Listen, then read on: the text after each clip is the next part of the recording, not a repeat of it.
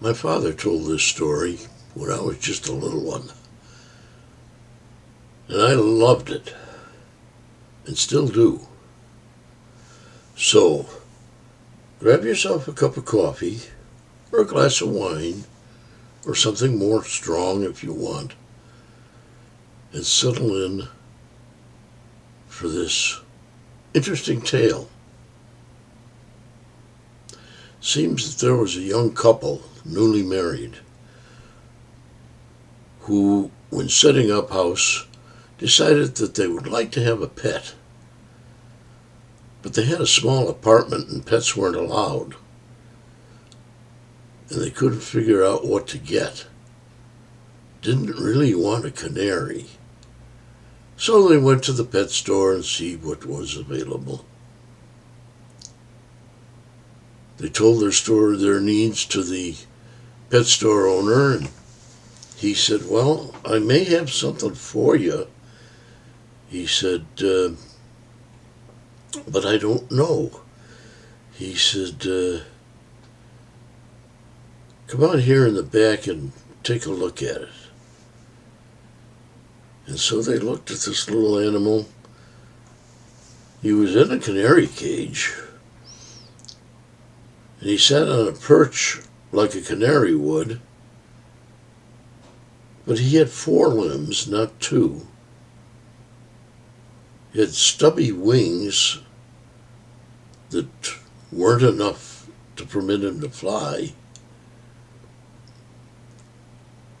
But he was very inquisitive, very friendly. They opened the cage door and he hopped onto their fingers and he just kind of peeped at them. And they said, "Does it do anything?"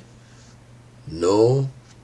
He said, "Just give it a little bird seed and it twitters and he says, but it certainly would fit your needs."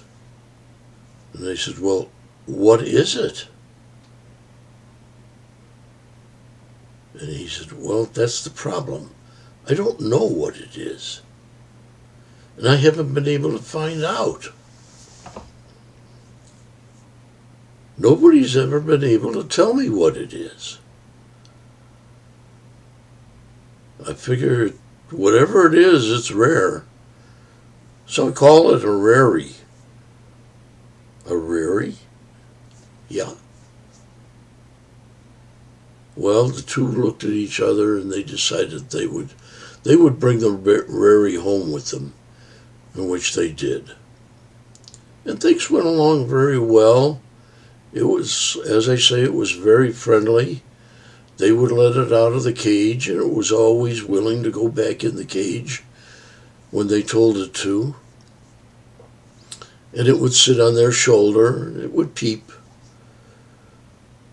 And they fed it bird seed, and it began to feed it scraps of lettuce and little bits of vegetable, and seemed to like it. And with the added food, it started to grow. Got much larger. Got to be about the size of a crow, finally. Well, not finally. But the man's prospects improved. He got a better job. And eventually they bought a small home with a yard, which was good because the Rary grew into the size of a small dog. And they would let it run around in the yard, and it would peck in the grass and get worms and other things. And pretty soon, it started to talk, like a parrot. One day, George came home from work, and the Rary said, "Hi, George. How was your day at the office?" He was amazed. Molly said, "Yeah, he's been talking like that all day, in full sentences. It's amazing." And it surely was amazing.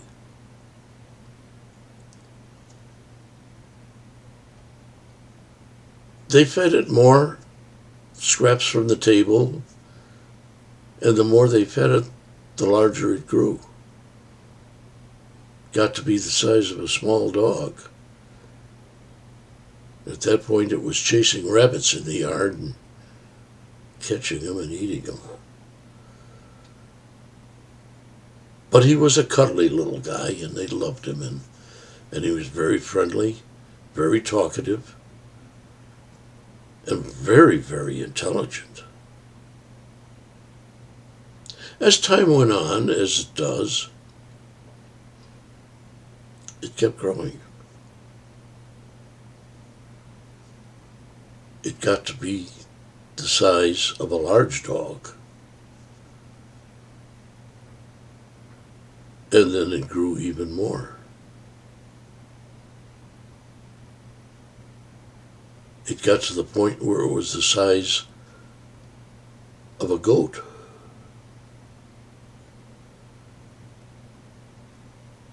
And they couldn't very well care for it in their small yard. So they decided to find a farm that he could live on. And they found a small farm, moved out there. George was able to commute to work or work at home and on his computer. And things went on very well. Until the Rary became the size of a horse. They couldn't care for it in their little farm anymore. And they couldn't figure out what to do. He was less than cuddly now, but still very friendly. They decided maybe they could give it to a zoo. And they contacted several zoos, but the answer was always the same. We'd love to take him, but what would we put on the sign in front of the cage? We can't put Rary. We'd have to be able to identify what it is, and nobody knows what it is. Okay, went back home and thought about it. They finally found a larger farm where they could board their Rary. And they would board the Rary there, pay the farmer to feed him and care for him, and would visit him on weekends. They arrived there one weekend and the farmer says, "Your Rary is eating my chickens." Oh my God. Well, of course we'll pay for the chickens. On one occasion, when they arrived to visit the Rary, the farmer said, "Your Rary ate 2 of my goats. He's the size of an elephant now. You're going to have to move him out of here. I don't like the way he's looking at my milk cows." George looked at Molly, and Molly looked at George, and well, they went to visit the Rary, and the Rary says, "Hi, George. Hi, Molly." And they says, "Hi, Rary. We understand you ate a couple of the farmer's goats." "Well, yeah, they were good.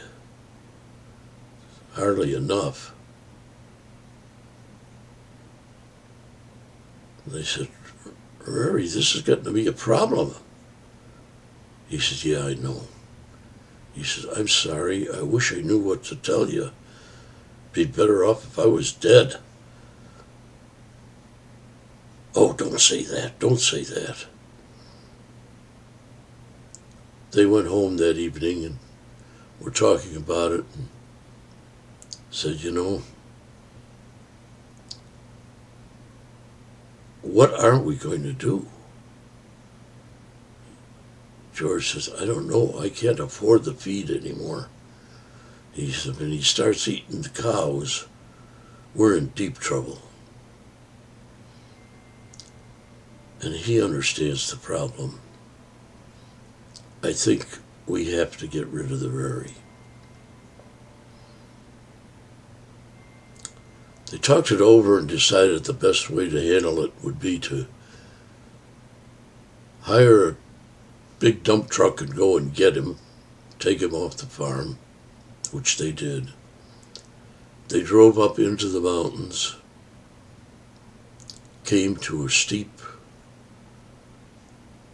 precipice over a deep canyon,